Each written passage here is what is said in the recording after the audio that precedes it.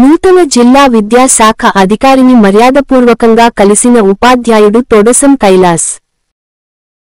గురువారం రోజు ఉదయం జిల్లా నూతన విద్యాశాఖ అధికారి ఏనుగు శ్రీనివాస్ రెడ్డిని, పండోక్ల మహాభారత్ కథ రచయిత తొడసం కైలాస్ జిల్లా విద్యాశాఖ కార్యాలయంలో మర్యాదపూర్వకంగా కలిసి శాలువ కప్పి తను రచించిన పండోక్ల మహాభారత్ కథ పుస్తకాన్ని బహుకరించారు. తర్వాత విద్యాశాఖ అధికారి ఏనుగు శ్రీనివాస్ రెడ్డి మాట్లాడుతూ, కైలాస్ గోండి భాషలో మహాభారతం రచించడం అభినందనీయం అని అన్నారు. కైలాస్ గోండి భాషకు చేస్తున్న సేవలను కొనియాడారు. అలాగే మారుమూల గిరిజన పల్లెల్లో డ్రాపౌట్ పిల్లలను యువకులను గత 10 సంవత్సరాలుగా వారి చదువు కొనసాగేటట్లు ఓపెన్ స్కూల్లో జాయిన్ చేసినందుకు కైలాస్ను అభినందించారు.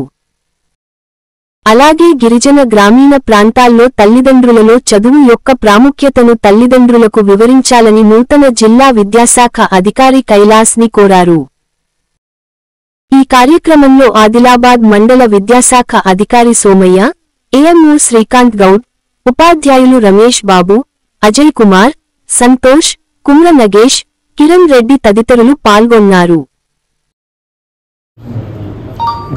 గౌరవనీయులు తొడసం కైలాస్ టీచర్ గారు మహాభారతాన్ని గోండి భాషలో రచించి మన ప్రధానమంత్రి యొక్క మన్ కీ బాత్లో వీరిని ప్రధానమంత్రి గారు ప్రశంసించినందుకు వారిని ఈరోజు సత్కరించడమైనది.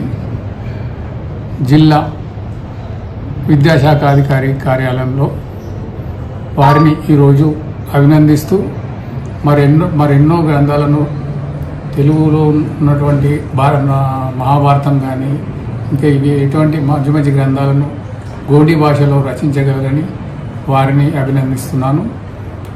వారిని కలిసినందుకు ఈరోజు నేను చాలా సంతోషపరుస్తున్నాను. సంతోషం.